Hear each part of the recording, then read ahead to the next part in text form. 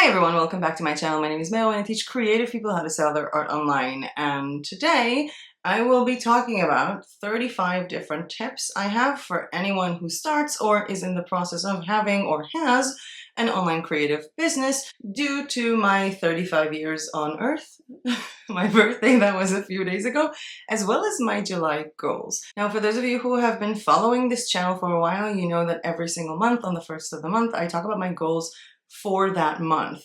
And this is something that I started doing, I think the first month on this channel. And I really like doing it. I feel like it gives a lot of value for people to see how I structure my goals, or just a small and lovely reminder for you guys to do your own. But I have decided that my goals videos take too long, mostly because I have a lot of goals. So my first decision is to make less goals for myself, thus shorter time in the video and easier month for me, but also to combine each and every monthly goals with some kind of topic, whether it's how to organize your life and your business, shiny new thing syndrome, how to decide what to do. Do I want to sell printables, print on demand, KDP, combinations, how to create your master plan, or in this case, for this video, my 35 tips from someone who owned a creative business for 8 years, I think. 2.5 years on YouTube and a lifetime of experience before that, whether working for media companies, consulting privately to Etsy sellers, building up Shopify stores, building people's websites, having my own Etsy stores, my own print-on-demand, affiliate marketing for different niches, etc, etc, etc. So in this video, I will share my 35 tips, and I have tried to sort of mush them into categories. So the category of you versus your business, like the business aspect and how you manage yourself with it. We also have the print-on-demand category, printables, affiliate marketing, and what I like to call outside of the box thinking category. And I think that while I did make these categories, a lot of the tips that I have for the print-on-demand category can also be relevant to KDP, to printables, to digital downloads, to affiliates. So I would recommend listening to all of them. I feel weird telling people, hey, listen to me. Anyway, I am filming this video with my new camera. I will be discussing more on that at the end of the video in kind of a comic relief, I guess, because I've had a very annoying day up to this point, but let's just get started with 35 tips about having an online creative business. Tip number 1 is about organization and backup. Always organize your files as soon as they hit your computer and find a way to back them up, whether you're uploading to Google Drive, having your backup on your Canva account, or backing things up in your computer or on an external hard disk. It's very important to have backup for everything you do, whether it's the designs that you uploaded to Redbubble, maybe you want to upload them to TeePublic, maybe you want to use them to create different mockups, you're going to need that file, or whether it's even text that you wrote, blog posts that you have, newsletters that you have, always back up everything and make sure that it's all organized and accessible to you. And the way that I organize things is, even if the file itself is not organized within a folder, the name of the file allows me to quickly search for it. And that has 2 uses, within my computer and within different platforms like Canva, like Zazzle. One example I can give you is the thumbnails that I have for all of these YouTube videos. Let's say, for example, I will record a video in the next few days about how to use Kittl to upload to Society6. But I will also like to reference the pattern app Repper, because I did make a video about Society6 using Repper. All I have to do to mention that video here when I edit is to go to my computer and search for S6 Repper, and it's going to find the file name that is the thumbnail for that video, because it's saved under that name.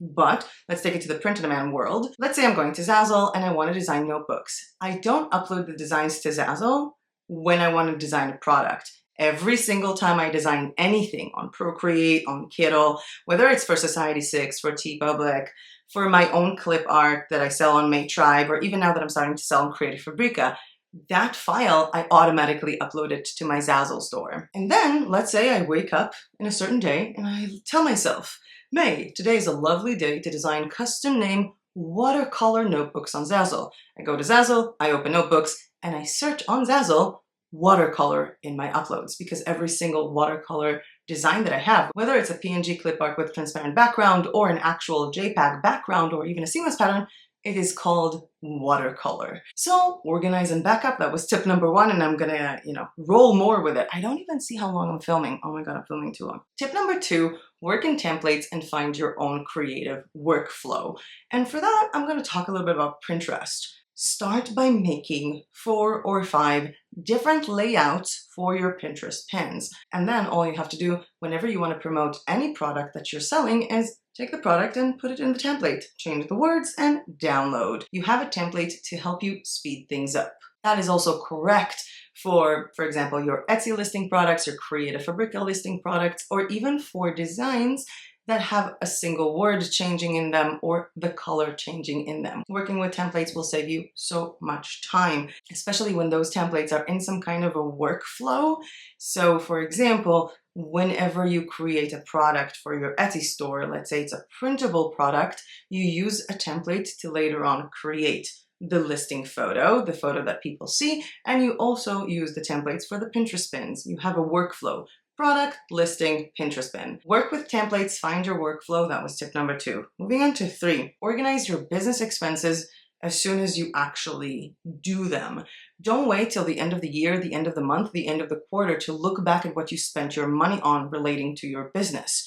Literally, are you right now getting a Kittl membership, a Placeit membership? Did you buy a new domain? The minute that receipt comes into you, download it to your computer, name that receipt, put it in a folder for the expenses for the time frame based on your taxation, your company type, where your business is located in, because I do know that in some countries your taxes are yearly, in some countries it's monthly or every 2 months or every quarter. Tip number 4, and I'm sorry, we're just getting these like boring things out of the way before we get to the creative and interesting stuff. Write down your expected billings. And this is something that is very important, especially if you look at some kind of tool, you like it, you buy the yearly membership because you want to save money. But maybe after 2-3 months you stopped using it and you completely forgot about it. A very real example from my recent life, that was 4 years ago. I was sitting here watching The Vampire Diaries when I got an email from PayPal saying that I was billed $420 for my Copy AI membership. I didn't remember that it's supposed to bill now. Now, for me, this wasn't that big of a hassle. I was billed from my PayPal account, I had enough money there, it wasn't taking up space on my credit card, and I did plan to renew my Copy AI membership.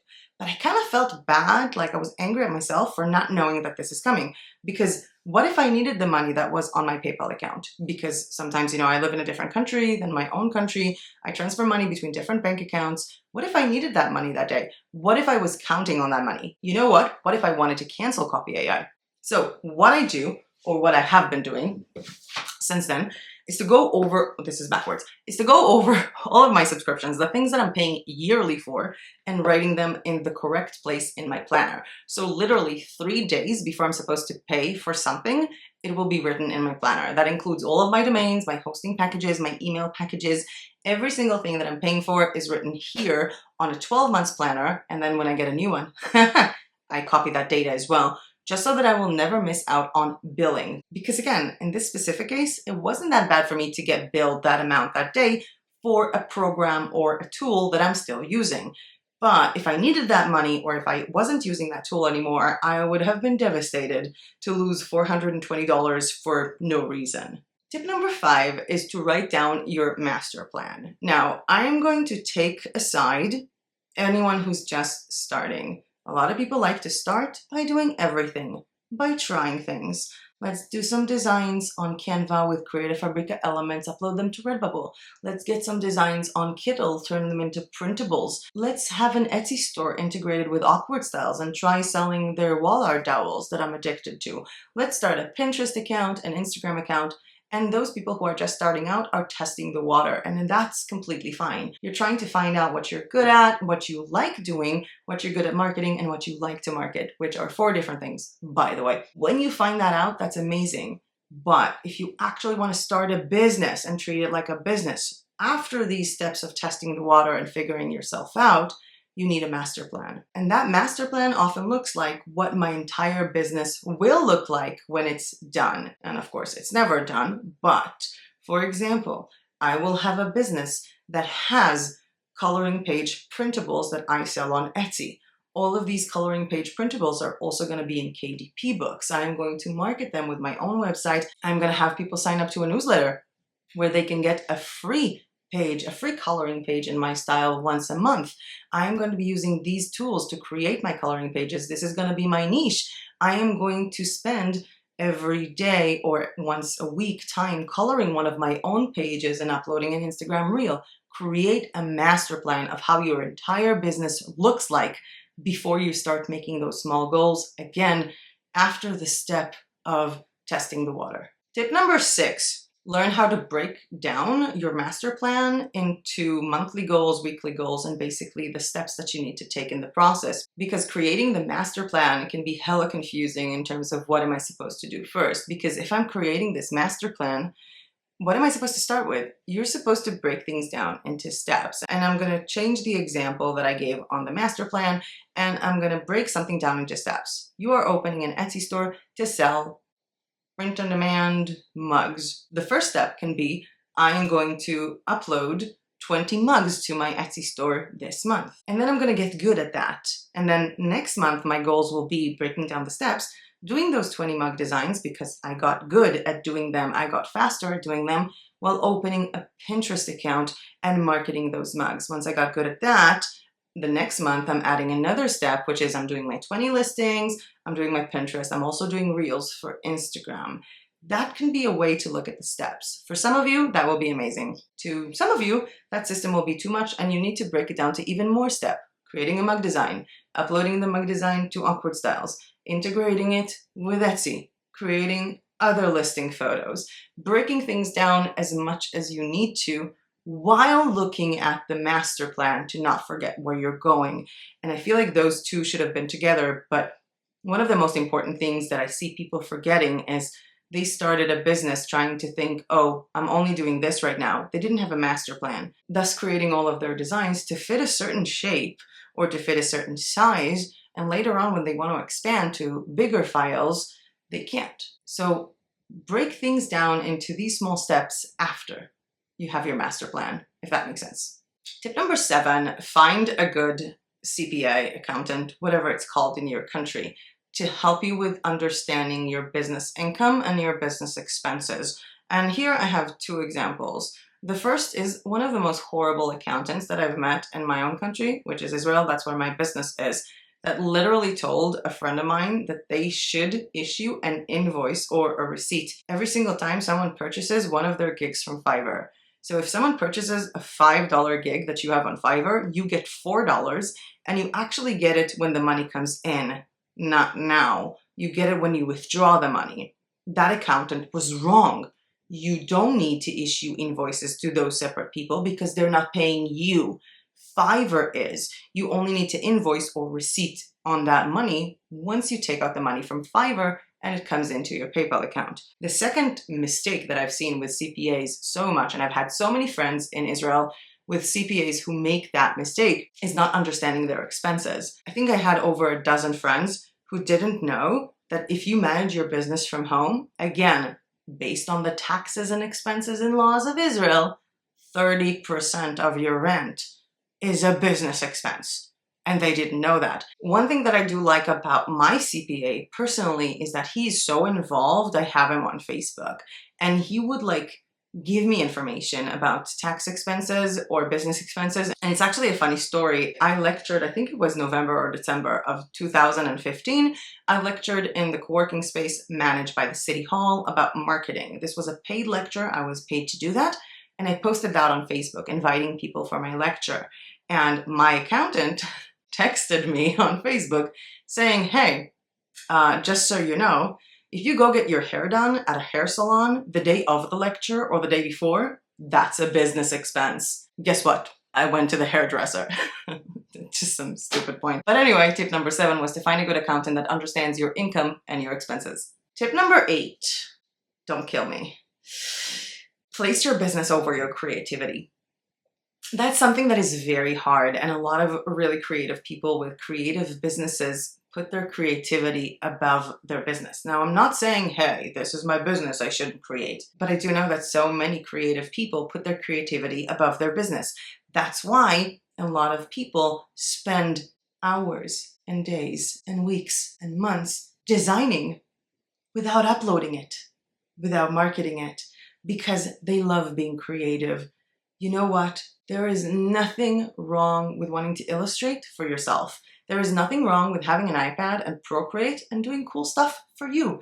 There is nothing wrong with designing cool stickers on Kittl and having a Cricut machine at home for your own hobby. But if you want to monetize it, you have to put the needs of the business first and your creativity second. Tip number 9, don't start advertising an unfinished or bad product, whether it's for money or for free. You're just placing a bad name for yourself out there. Now, I'm not saying, hey, I want to have 3,000 listings on my Etsy store, so I'm not going to start advertising until I have 3,000. No. I'm saying if you have a website that you didn't finish the about page, the contact page doesn't work, you forgot to put all your disclaimers, it's not connected to any kind of, Google Analytics or something, some of the photos are bad, the pricing is not correct, don't spend money on Facebook advertising for that website. And I feel dumb even saying this, but I have seen this happen with past clients. I have had a client that came up to me and spent over $10,000 on their Etsy store marketing on Etsy or on Facebook. And I looked at the store and I was like, you have one product photo per listing. You don't really write the description correctly. You don't even have a logo for this store yet, and there is no information on you there. Why would anyone buy? Why are you wasting your money before finish setting up your store? And again, do not spend money or advertise bad products. If the product doesn't look good, don't have it. Don't advertise it. I feel dumb even saying this, but yeah. Tip number 10, read terms of service of everywhere you go to make money. I know so many people who started a business affiliating Etsy, and they got banned from being an Etsy affiliate because their domain name included the word Etsy, which is illegal in the Etsy affiliate program. I know so many people who uploaded to Redbubble using bots and then cried for being banned. Guess what? Those uploading bots that upload your files super fast and they work in the background for you that all these YouTubers are recommending because they have an affiliate link to, those are illegal. It's literally listed on the terms of service or the community guidelines of Redbubble and TeePublic and so many other platforms. Those are not legal. If you will use a bot, you will get banned. So many people who went on the Gelato train because Gelato has an integration with Shutterstock and started uploading print-on-demand wall art to Etsy using Shutterstock photos got banned from Etsy because in terms of service of Etsy, the terms for selling, you're not allowed to use stock photography. Read the terms of service of every platform you go to instead of being shocked after that you got banned, that you got kicked out, that you didn't get your money. I saw people who spent 4 months working on a print-on-demand platform that doesn't support a creator from their country.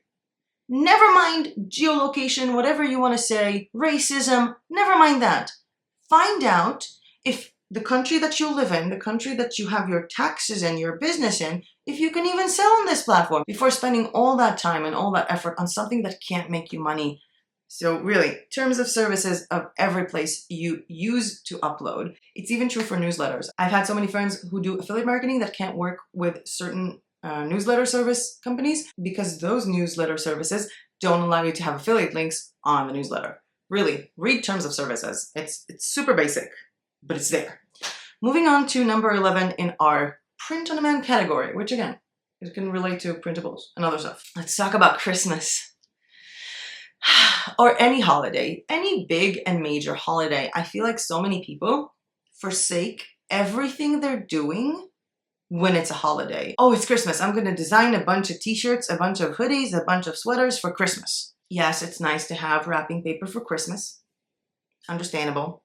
But even though I don't celebrate Christmas myself, I celebrate a lot of other holidays.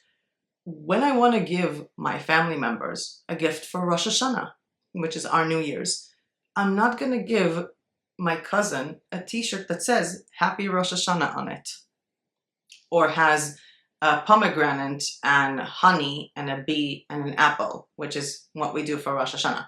I'm not going to do that. I'm probably going to buy her for Rosh Hashanah something she likes. And I can tell you that even though I don't have a lot of Christmas designs on my store, everything relating to a hobby, every single thing that I have relating to a hobby or a profession sells better on Christmas because people buy this for their friends who like puzzles, who are developers. Anything that I'm selling relating to a hobby or a work profession is sold more on Christmas rather than just selling Christmas, Christmas, Christmas, Christmas. Design more for hobbies, guys. Design more for professions. Yes, you can make it a little bit themed. And yes, of course, you can design Christmas products that are just for Christmas. And I'm also talking about Halloween and all that. But don't forget that all these holidays are mostly there for you to hype up customers, especially for Christmas. Talk about Christmas sales. Talk about buying something to someone on social media with the Christmas theme on the social media design, not on the actual product. At least try a little bit. Don't just design Christmas designs for Christmas. Design anything for Christmas. Tip number 12 relates to the low competition, highly searched keywords videos that people swear by as if it really does help your business. Yes, if someone is searching for a certain term a lot and there's low competition, there are more chances that they're going to find your listing or your blog post or your product in a platform or in a marketplace or online. There are more chances. That is correct. However, one, if that design is not good, they're not gonna buy it. And two, if 50,000 people watched a video about low competition, high searched KDP niches, do you really think that it's gonna be low competition? Because I have seen people comment on these KDP guru keywords low competition videos.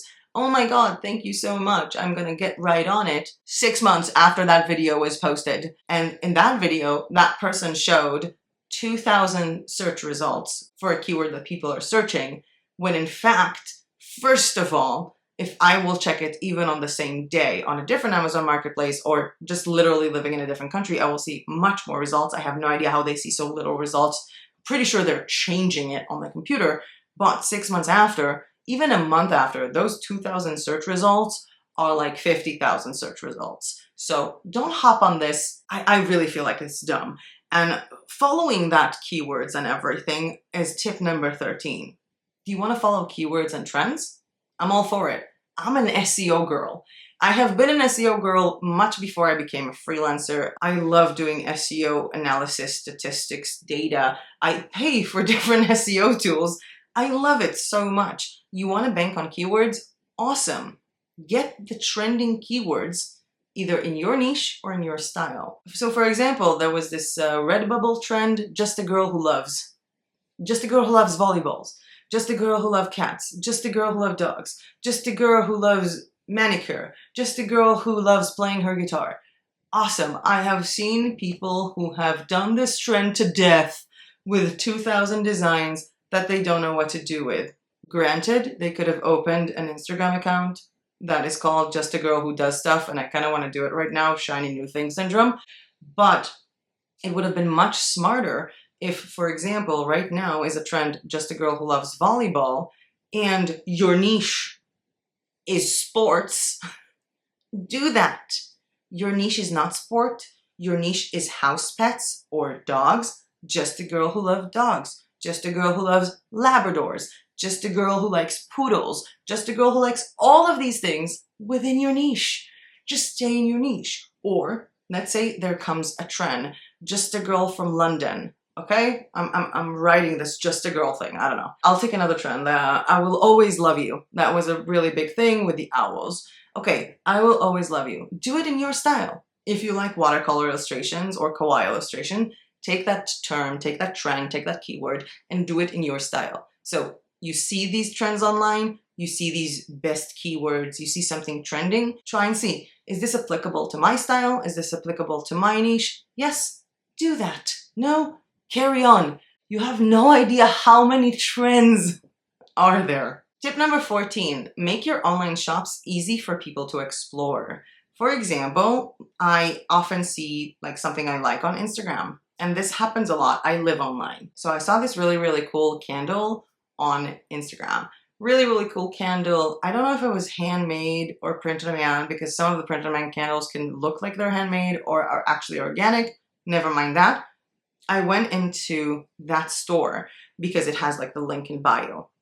I went into that store, and that store on Etsy had 350 products, or 352 if I remember correctly. 352 products and no categories.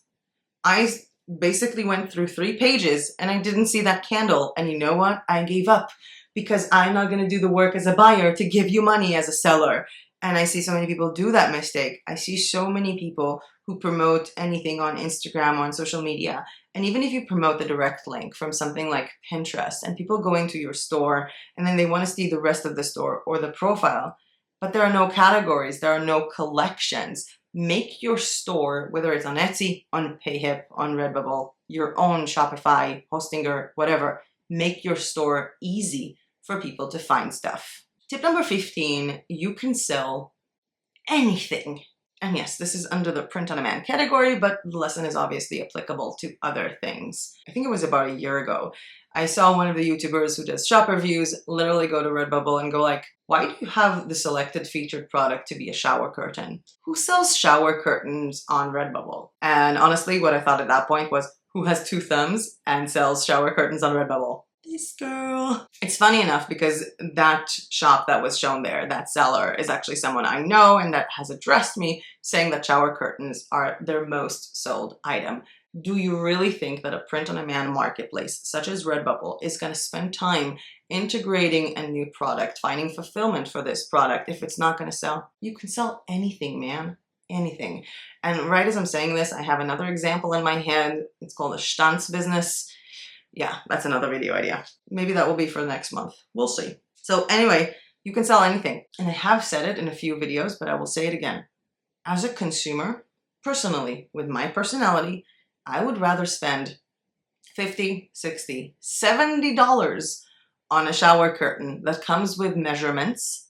I know the fabric of it because it's written there, and I only have to order it every few months and creates the design for my bathroom rather than buy a $30, $40 t-shirt that I don't know how it will fit me. I don't know if it's going to smell good. I don't know if it's going to be itchy. I don't know if I'm going to look good in it. That will add itself to the 50 other t-shirts I have in my closet. Maybe that's just me. Oh wow. Tip number 16 is get over being banned from places.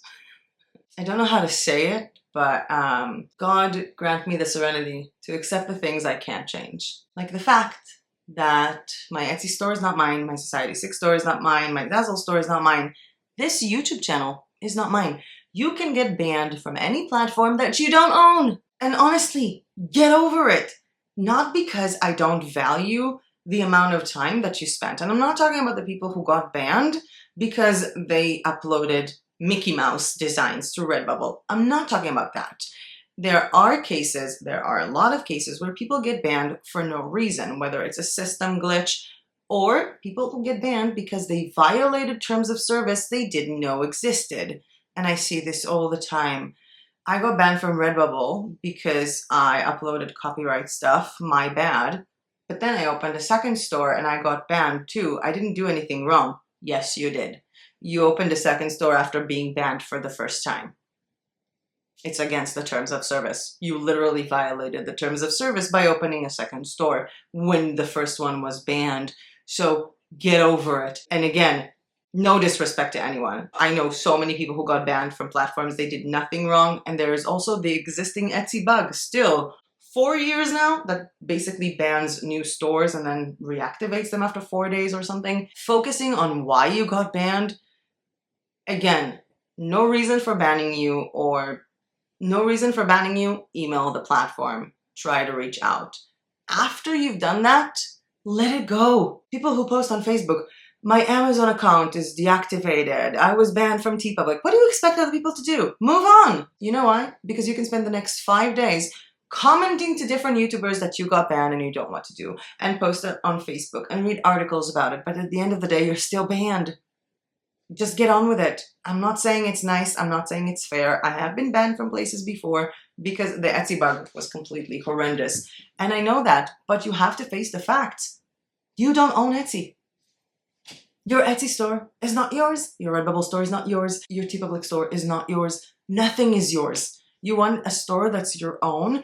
You order some products or you print on demand from a Shopify store. And even in that case, the technology of your website belongs to Shopify.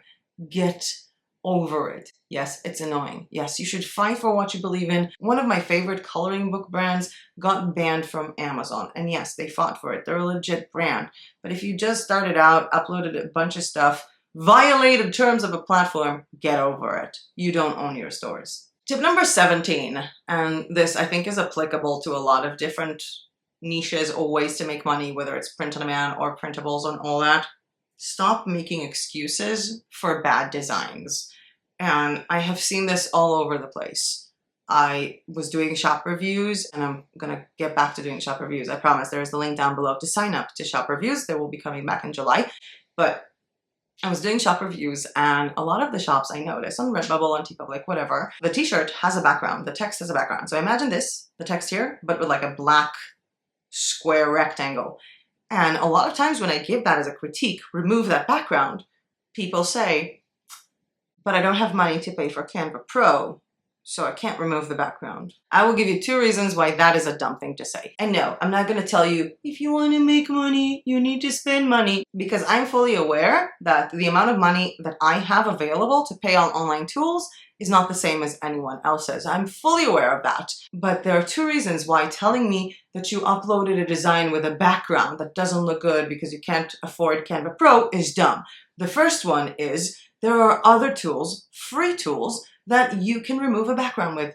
You just had to Google it or search on YouTube with it. Maybe they will be a little bit more difficult to use. Maybe it will take some time getting used to them, but guess what? You'll actually make a good design. And 2, did anyone force you to make t-shirts? You don't have the option to remove the background? Awesome, don't sell t-shirts. Do you really not have enough print-on-demand products to sell? What about shower curtains and posters and postcards and cards? You don't need a clear background for all of those. You don't have to design t-shirts if you can't remove a background from a design. I also told a lot of people that their marketing is boring because they keep taking the same mockups from Redbubble and putting it on Instagram or on Pinterest. And they said, well, I don't have money to pay for Placeit.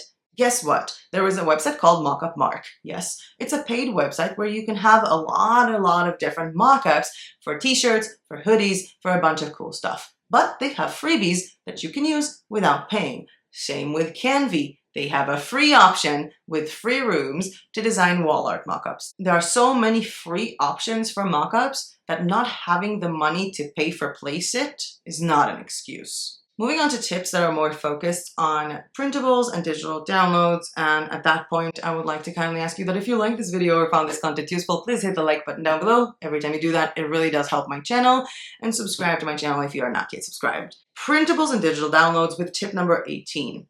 Understand the meaning of what people are selling before they are selling it. Again, I spent about 4 or 5 years out of my life critiquing Etsy sellers and helping them set up their store. So many people write down 300 DPI. Why? Not because the artwork they uploaded was 300 DPI, because everybody was writing it. No, you should only write that if it's true. And the thing is that I have seen people who download something from Canva using clip art, never mind the legality, that it's not legal, using clip art that you don't know what the source file size is, expanding it and writing 300 DPI. That's not how DPI works. You cannot see pixelation of large wall art, and when your screen is this big, you're not going to see the problem. You need to understand how to actually upscale things, if you can upscale them, and if you can't, don't use that software. I've seen countless people say, I don't understand how people create printable wall art on Canva on this size. And I'm like, who told you they made it on Canva? Some YouTuber told you that they make it on Canva. You see people uploading to Etsy listings that are really big, printable wall art that is very big, and then you make one and one together and you say, oh, everybody can create this using Canva. No, stop looking at what other people are doing and then assuming you can do the same without understanding their process or what they're writing that they're doing or selling. Tip number 19, show people in photos the options of your products. So if you're selling printable wall art and it has a variety of sizes, don't just show one size or one ratio over and over and over again. If you have multiple ratios and multiple sizes, show that. If you are selling printable coloring pages, show people coloring it. People need to see that this is a coloring page. Show people in your photos the options they have with your product, whether they can print it on a canvas, whether they can make a postcard with it, or whenever you're selling digital downloads for commercial use. For example, when you go to madetribe.com, I have my shop there, also working on that for Creative Fabrica, my shop there. But when you go there, you would see that I try to give examples of what you can do with the clip art or the backgrounds that I'm selling. Because if I'm selling something for commercial use, I need to show you how to use it. At least open your mind a little bit, because just selling a product, yeah, some people with a very creative mind who have been doing this for a while will not need to see examples. These examples say, oh man, show people what they can do with your printables or with your digital downloads. Tip number 20 for selling printables and digital downloads, explain in words how to use this product. So many people will buy printable wall art, printable whatever on Etsy because the seller explained on what type of paper to print this on, that you can print it in a print shop. That sounds dumb, but these are things that people are considering. People who have a digital file are thinking, what file am I going to get? Am I going to get a zip file? How can I unzip it? You need to explain all of these, because the person who explains all of these is basically having a conversation with the client. You cannot have a conversation. Oh, but the client can ask me. No, they won't ask you, because there are 20,000 other listings that are just like this on Etsy. They're not going to ask you. They're going to go and buy this from someone who actually answered all their questions, who read their mind in their description. Tip number 21, and this is dumb. I think a lot of my tips are dumb today, but this is really from experience of working with a lot of Etsy sellers. Do not contradict yourself within your own listing.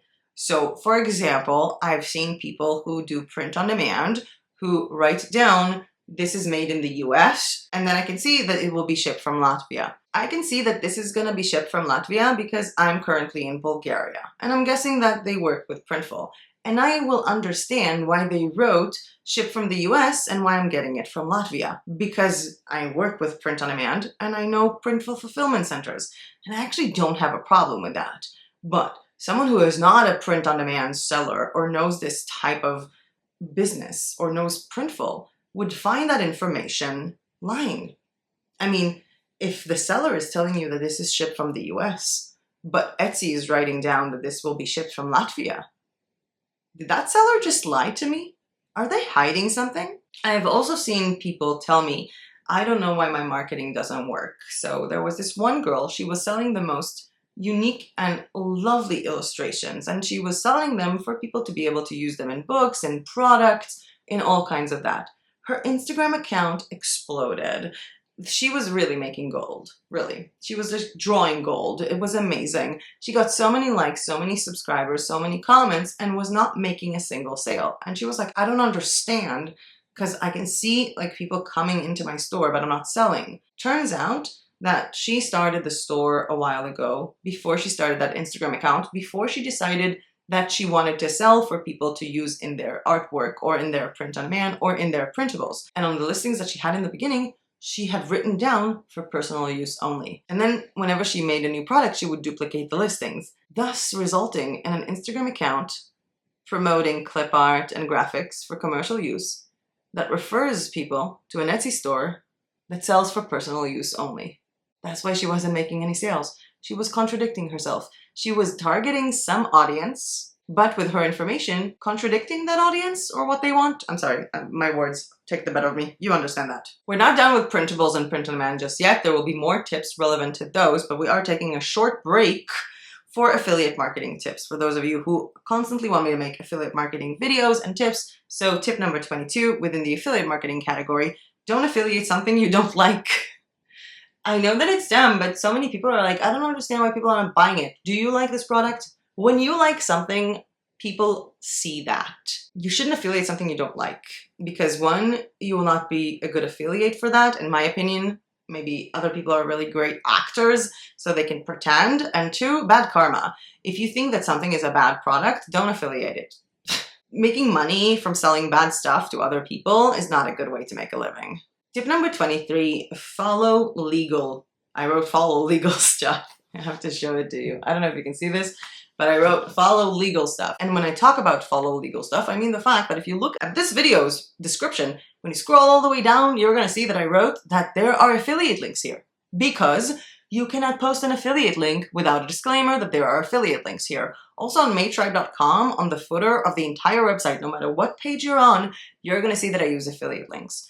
And this doesn't have to be just for affiliate marketing. Whenever you have a website of your own, any website, you're gonna have to tell people that you're using cookies. You're gonna have to tell people that you're tracking their activity, because if you have Google Analytics, you're tracking the information of where they logged in from, what computer they're using, if they're using their phone, what countries they're from. Even things like gender or age group are often collected. So make sure you do all your legal stuff first, that you understand your legal stuff. And I see so many people do that. In a lot of countries that you sell to, you're not allowed to have any business that recommends or sell anything without a contact page, a designated page for contacting you.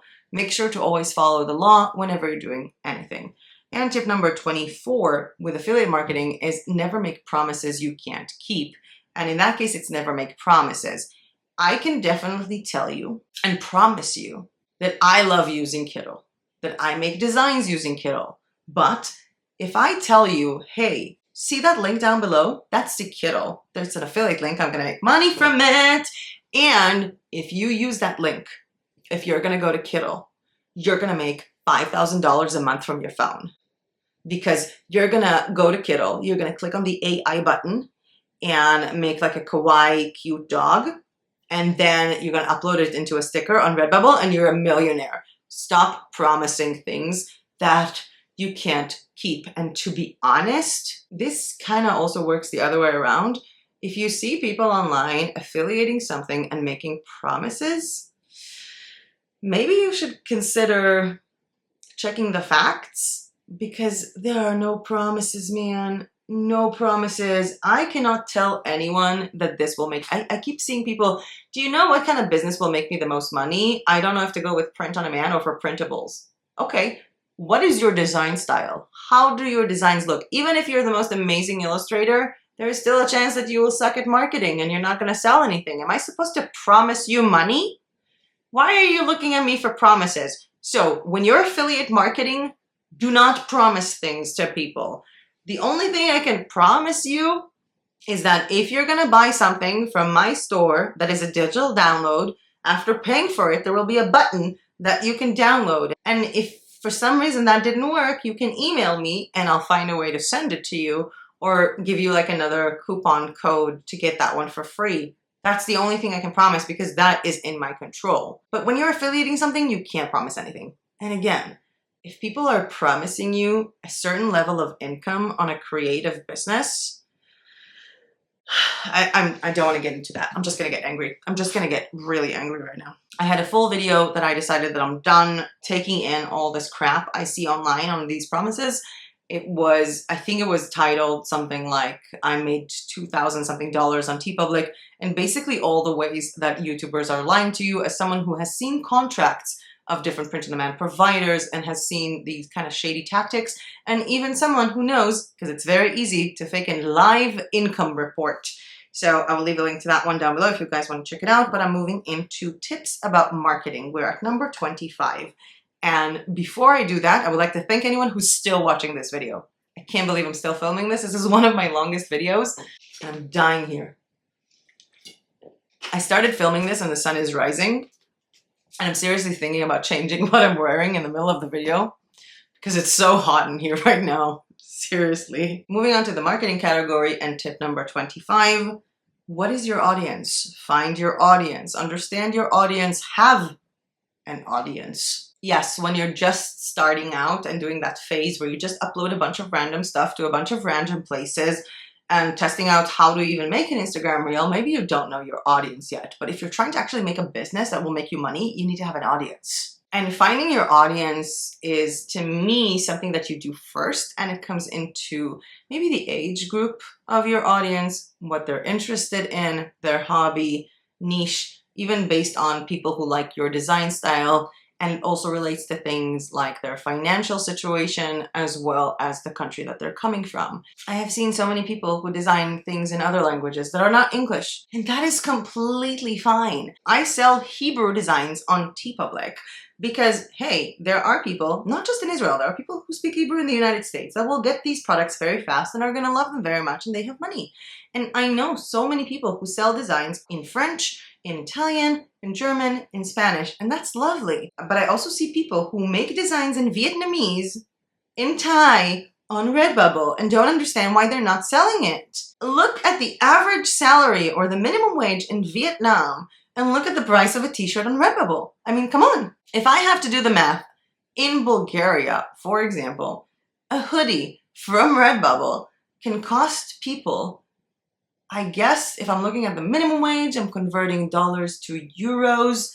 A hoodie from Redbubble, as far as I remember the price, for someone in Bulgaria, plus shipping, is at least a fifth of minimum wage. A fifth.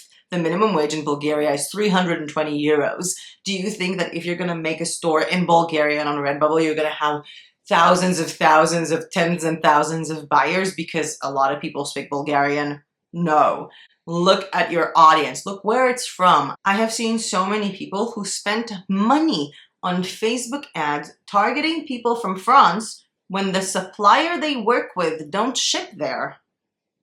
Isn't that insane? Do you know how many ads I see on Facebook for products? And when I go into them, I think like 50% of the products that I click on don't actually ship to Bulgaria. Why am I seeing this ad? Do you like spending money for no reason? So find your audience, understand your audience, create an avatar. An avatar is the personality of your audience. So for example, in my case, some of my products, a lot of them actually, if I'm looking at my Zazzle store, one of them, the self-love journaling, my audience are people who like to journal. They like to journal multiple things. My audience is basically me because they have a lot of notebooks. They like notebooks with topics. They like the notebook with the name on it. They like a planner. They like to create sets of notebooks that match, maybe also some stickers and stuff like that. I know who my audience is for each and every product that I start. Do you know yours? Tip number 26 in our marketing category is to stop saying, yeah, I do Instagram, but I'm really bad at this. I know I'm bad at Instagram, but I spend 30 minutes a day anyway, or an hour. Dude, if you're bad at marketing on Instagram, either get better at marketing on Instagram, learn, educate yourself, actively say, I'm going to get better and try and learn and try, or stop. If you are bad at something and you know you're bad at this, which is nothing wrong with that. I'm bad at a lot of other things too. But if you're bad at something and you have no intention of getting better at this, stop doing it. It's not like you have a boss that pays you money and that boss doesn't care if your Instagram posts don't look good. If your Instagram posts don't look good, no one's gonna buy this and you're not gonna make money. You worked for zero. So if you are bad at something and you know you're bad at something, either get better at it or stop doing it. I feel like this is a dumb tip that a lot of people will need to hear. Tip number 27 relates to understanding the platform, or basically what this platform provides you the tools to do. That sentence came out funny in English. But for example, a lot of people post on Instagram a photo of a product, and on the post, they add a link. Do you know that this is not clickable? No one can click on that link. No one. No one can click on it. That's not an Instagram feature. What you need to do is to say link in bio and have the link in your bio. And also that relates to something that I have mentioned before when it comes to organizing your store. If you have a store on Redbubble with 500 designs and they are on 4 categories, but still like 100 something designs each, give the buyer a break. If you're referring someone from social media to see this design, at least in the least on your link in bio, have a links page with direct links to the collections that you're referring to. So for example, let's say I'm selling on Society 6, I'm selling on Zazzle, I'm selling on TeePublic, and I have 3 main collections for each and every one of them. And then I post a shower curtain that has a metamorphosis effect on a pattern from Rapper. on that post that I'm posting this, I will write, do you like this shower curtain? You find it in my link in bio, Society 6 Metamorphosis. And in my links page on the link in bio, there will be Society 6 Metamorphosis. Make it easy for people to understand while following the rules of the platform. Every platform has its rules. Every platform has a place to put a link, has its own tags. By the way, I see people using tags so much on Instagram, even though Instagram declared dropping hashtags as their main way to find things, which Instagram is taking a turn for the worst, regardless. Tip number 28, when possible, use freebies to market. There was a video, I think, about that. I'm pretty sure how to promote your printables using freebies. Freebies can be a great way to promote your stuff. And giving out freebies can get you money in 3 different ways if we're talking about everything we talked about here. 1, I made a printable coloring book, okay? It has 25 pages. I'm gonna give you 1 page for free, and if you want the rest, you're gonna buy the rest. And that 1 page for free basically lets you sample my work and see if you like coloring this page or not.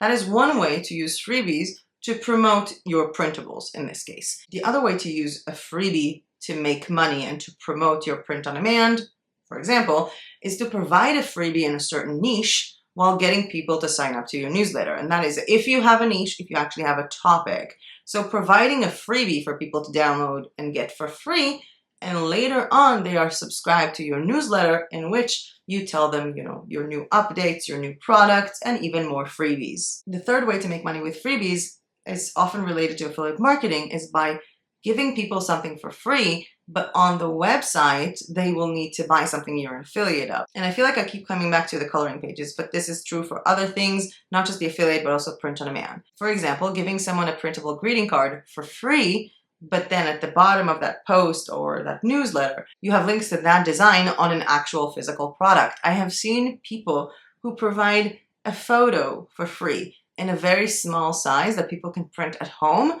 but they recommend a product of this as a huge piece of wall art. So there are a lot of options for you to be able to do something with freebies. And that was tip number 28. When possible, use freebies for your marketing. Tip number 29, don't give up on marketing because you hate doing one thing. And I have seen this happen so many times. I'm not doing marketing at the moment. Why? Because I hate Instagram Reels. Really? Does posting on Reddit count as doing Instagram Reels? What does Instagram Reels have to do with Pinterest? Don't give up on the topic of marketing because you hate doing one task on one platform. Tip number 30, don't cry when you don't have sales because you don't market. And that goes back to stop crying about being banned from a platform you don't own. Crying about it, complaining about it, but I'm not making any sales because you're not doing marketing. You are wasting your time complaining about it. Go learn marketing. Do marketing.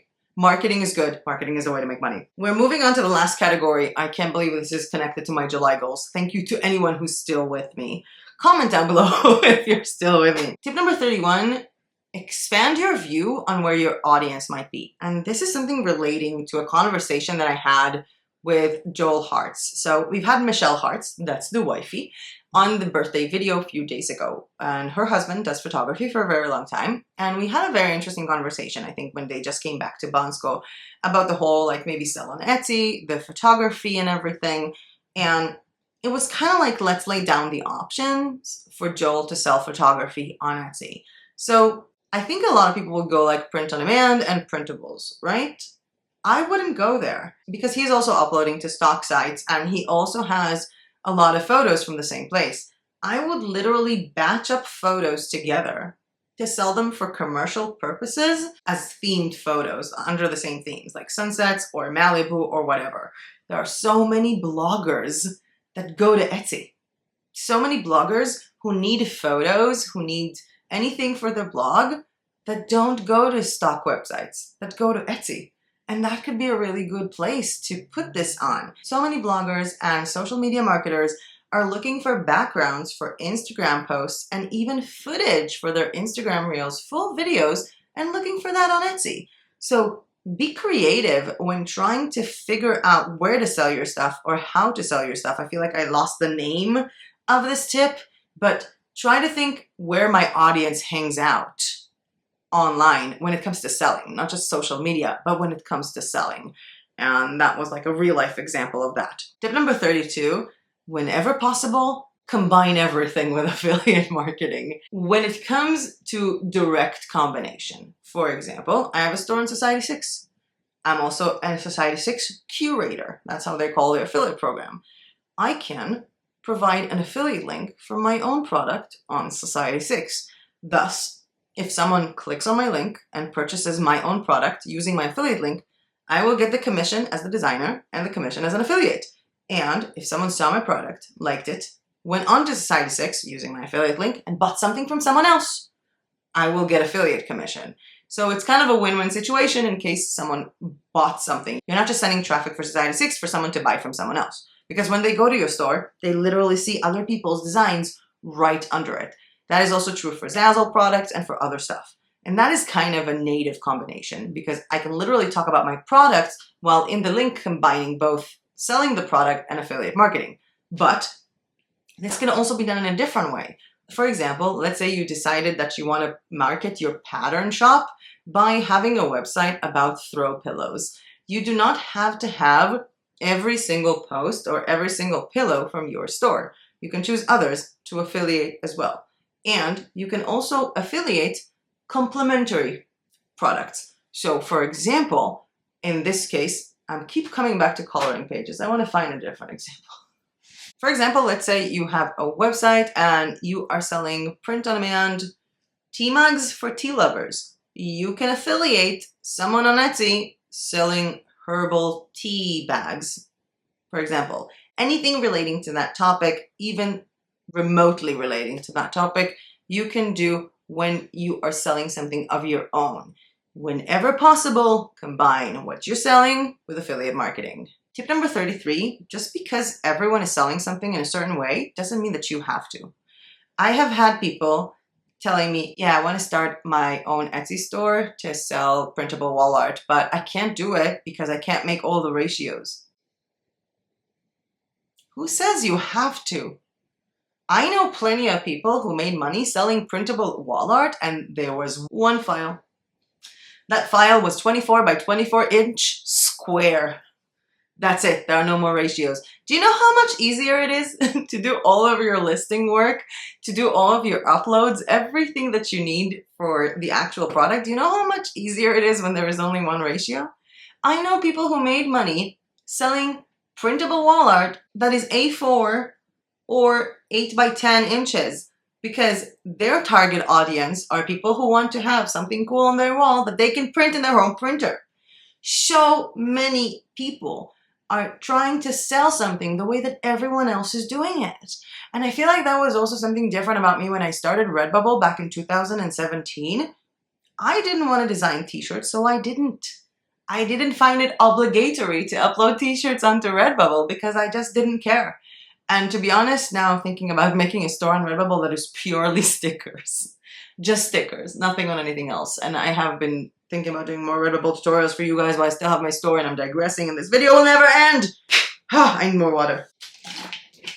This also relates to how people market their stuff. Just because everyone is using Instagram doesn't mean that you have to use Instagram. Just because everyone is using TikTok doesn't mean you have to use TikTok. Just because everyone else is doing it in a certain way doesn't mean you have to. Find your own way to do things. Find your own way. Be unique. I'm guessing not really unique because I think there is already out there every way to do everything. But you don't have to do what everyone is doing just to make money. You just have to do what you want to do. Good. Tip number 34 hits hard, hits home. I think will hit a lot of you. It's about the shiny new thing syndrome. You know the term, if you can't beat them, join them. So if you can't beat it, find a way around it. And I feel like that really takes me to the 150 days challenge that we started many moons ago, which is about to end, by the way, in July. Fascinating. I'll leave a link to the challenge down below. Anyone can take it to themselves anytime. It's basically spending 20 minutes a day doing a certain task for your business for 150 days straight. And to be honest, to tell you I'm cured from shiny new thing syndrome is to flat out lie. This will not cure you. There is no cure for this other than, finding what you want to do. And I think that after so many years of experiencing shiny new thing syndrome with everything that I do, I decided that I'm not going to try and fix it. I'm going to try to live with it and live good with it. And when I mean live, I mean my business, because you can still do one thing, focus on one thing, and have the shiny new thing syndrome on a different one. So, hey, I want to sell stickers on Redbubble. Hey, I want to sell printable planners on Etsy. Hey, I want to start doing print-on-demand scarves from chiffon and silk with patterns, and I want to sell them on Shopify. All these ideas. Find one idea, place it as a fixed thing that you have to do. Like, be your own boss on this and force yourself to do it, and then shiny new thing syndrome on other things. And the reason why I feel like a lot of people fall into jumping from topic to topic and not being able to commit to one thing is because whenever you have an idea, you spend all of your time on it. And then when shiny new things syndrome comes in, you forsake that and you spend all your time on something else. But if every single day you spend 20 minutes or an hour or 2 hours on the weekend or whatever time you have, you take a small piece of time to focus on one thing and say, you know what? I have 8 hours to shiny new thing syndrome, something else. That's my solution at this point. If I'll ever be cured of it, I'll let you know. I hope I never get cured of it. I feel like shiny new thing syndrome can be such a blessing because it also allows you to be a person that goes like, ooh, I'm gonna do this. And you just do it, which to people with shiny new thing syndrome, I think that you guys don't understand that some people just have like the beginner paralysis and they don't start anything. So at least with shiny new thing syndrome, you start stuff. That's also cool. Tip number 35. Huh. Success takes time. And I think we all know that. I think if you're watching this video still, you're not one of the people who think that I'm going to start a print-on-demand business and I'm going to make money right away. And I'm going to replace my full-time job with money that I make from print-on-demand after like 2 weeks. I feel like we all know that. But there is one thing that I feel like so many people don't want to talk about. Yes, success takes time, but you need to learn when to give up and move on. And I'm going to say this, and I hope that people who get upset with this are going to listen to me carefully till the end. You don't need your Redbubble store to make you money. You don't need your Etsy printable store to make you money. You need something to make you money.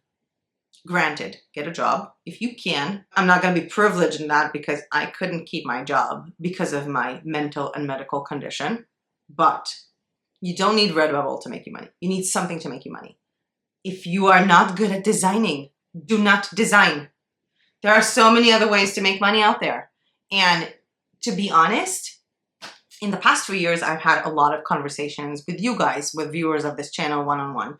I do not currently have any coaching business. I don't do one-on-one client work. I do not charge money. But whenever I talk to a viewer and I feel like I can help, we hop on a call and we talk. And the funny part is that it all starts the same. Someone who's selling on Redbubble or on TeePublic, maybe they want a website, maybe not.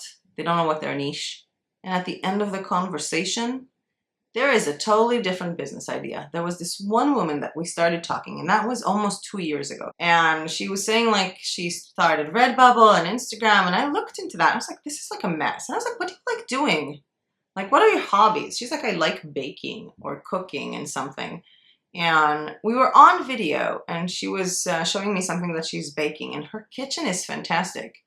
And I looked at her and I'm like, why are you doing, first of all, yeah, do print on demand with cupcakes and things for bakers, but why are you focusing on that? Why? Have a YouTube channel about baking.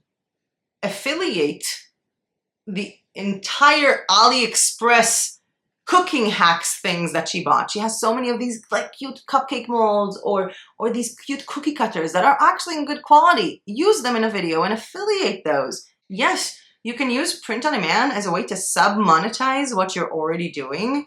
So for example, if you have a channel for people who like to bake, yes, you can print on demand an apron and advertise it. But cook! I have had so many people who are struggling with printables on Etsy, and then when we transferred them to thinking about KDP or thinking about blogging, things just changed. Maybe you're not supposed to do this. Stop looking into the grind and grind and grind. Just keep going, just keep going, just make more keywords. Dude, some people just don't know how to design. And I'm not saying this because I'm amazing and I'm the best designer in the world. I'm saying this as someone who does not bake. I am an analytical, creative person that for the life of me cannot bake bread. I will make it wrong. Some people don't understand color theory. And even those people, again, this is a white design. But some people design red text and put it on a red t-shirt where you can't see this. You guys, if you're making these complete dumb mistakes and you think to yourself, how did I think that this would sell? I'm not good at this. If you say to yourself, I'm just not good at this, I hate designing, don't do print on demand.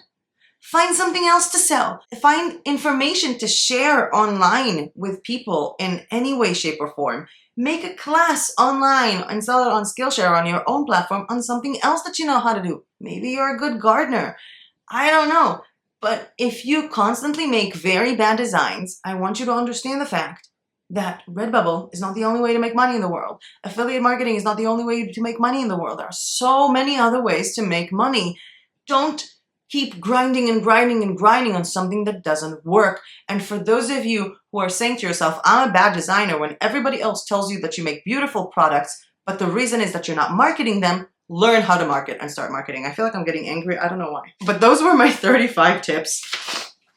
And I'm going to quickly jump into my July goals and finish this video because I have to edit it. And I've been filming for like an hour and 40 minutes.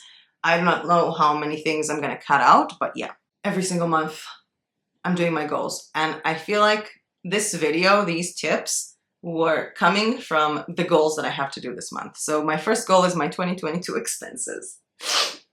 Because I wasn't listening to my own advice, because I came up with this tip because I'm failing at it, because I should have already had a folder of all my 2022 expenses to send it to my accountant on the 1st of January 2023. Don't worry, I'm not that late. I can submit until August, but even until September. But I haven't even started the 2023 folder yet. So my first goal is to do my 2022 expenses. My second goal, we're talking about, I'm really into organizing this month, or I don't know, reassessing things. I still need to go over my YouTube descriptions and change them because I have changed the way I work. There are different suppliers, different links to stuff, so I need to change it. Thank you so much to I forgot who that on my birthday video told me that my link for my Creative Fabrica shop doesn't work. I actually already changed some video descriptions with a bad link to my own Creative Fabrica store, which is terrible. So thank you for pointing that out. I still need to go and do that. Third goal for the month of July, I have on Maytribe.com information pages that I need to finish writing, like print on demand for beginners, printable for beginners. I want to finish writing that. I also want to create a master plan for a new creative business that I'm working on that will combine a bunch of things, that will combine digital clip art, print on demand, printables, YouTube, newsletter, and all that. If you guys want me to share with you the final steps of how I made this master plan or examples of a master plan in a future video, for example, in August goals, please let me know in the comment section down below. And we have here to go over my hard disk and bring back my files. So I do have all of my files from my old computer on a hard disk, and now I'm moving them back into my new computer organized. This is my favorite way of cleaning things. I spoke about it on my return from break goals, or like my video when I came back from my break. This is the best organization system that I learned from my grandma. Take everything away and then put it back in an organized manner. I also want to organize my apartment, get rid of things I don't need, and get new furniture for the things that I want because I want to furnish it better than it is furnished right now. And I also want to organize video ideas based on holidays. I need to make like a map of the next few quarters because, for example, we are in July, and obviously I'm not going to make a 4th of July design tutorial in July because that's dumb.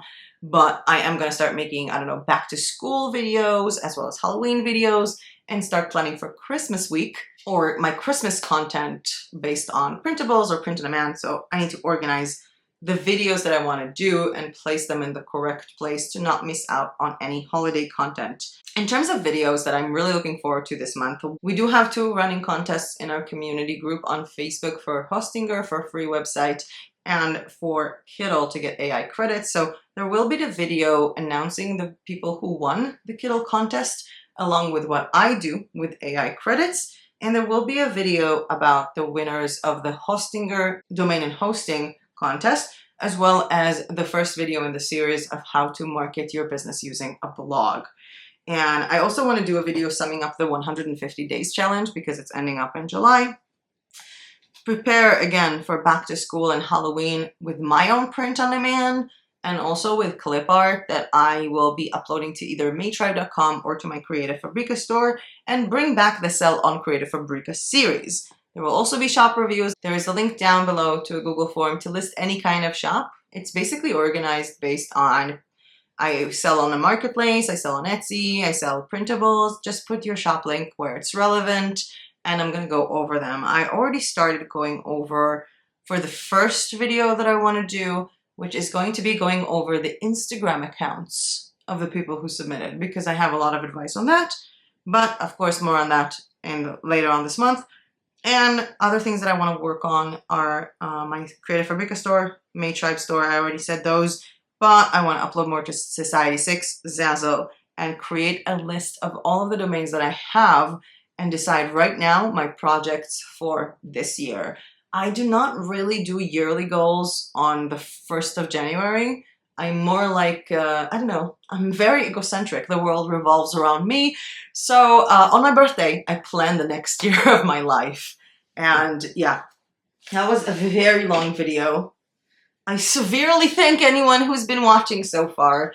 I'm using my new camera for this. It's not, I don't think it's new at this point. This is the Sony ZV-E10, I think. Does it say on the camera? No, it says on the camera the lens. What? It is Sony. I don't think it says on the camera. I am using my new Sony for this instead of my phone because I actually started filming this video. And after 20 minutes of filming this video, my phone, that by the way had enough space and a full battery, decided to turn off the screen, think, and then restart itself. While deleting the video, I spent 21 minutes filming. So I am using this camera now. I did a bunch of tests before even starting to record this with sound balance and all that. Still working on the echo in my room. I tested a bunch of microphones. A new microphone I got, which was adorable and amazing, but it's really bad. And yeah, it's my first time making a video this big. I'm seriously starting to think that either God doesn't want me to make this video, or he's trying to teach me a lesson about being patient and not breaking all of the technology devices that I have in my house. Because as you can see, or hear from the different sound, after failing to film with my phone, because it stopped on me, I decided to film with my new camera. I did all the tests and everything. And right now, right when I was about to say goodbye, my camera just went, internal temperature too high, let it rest, and turned itself off. And I was like running to my computer, taking out the SD card, and I'm like, did it save the video? I've been talking for 2 hours. So it did. It did. So I'm gonna let my camera cool off while I edit this video. I just popped in on my phone to say thank you so much to anyone who watched this length of a video. I hope you're gonna have an amazing month of July. For my next goals videos, I'm going to try to keep it short, or tell me in the comment section if it was like, oh, it was nice seeing this long video, or if it was too long, you like more long videos of me talking about stuff, because I feel like, again, there was a lot of information here. I didn't want to make separate videos like tips for printables, tips for print on demand, tips for this, because a lot of these tips overlap, and I hope that you like this kind of video. I hope that you're going to have an amazing month of July. We have a lot of exciting things this month. I'm super thrilled, even though I'm super tired right now, super thirsty, super hungry. I need to edit for like 5 hours. And as usual, I'll see you guys in my next video. Bye! I just set up the entire room and I forgot my script. Where's my script? Where did I write everything down? Got it. If you make this huge master plan of basically having, what's wrong with my hair? Because you need to have an audience. What is that? There is something on the camera that is flickering. I think it's like the temperature of it. Is it too hot? Maybe I'll disconnect it from the charger. Oh, I don't know how this works. Okay. Is it heating up? I don't even know what this is doing. Okay. How much battery do I have?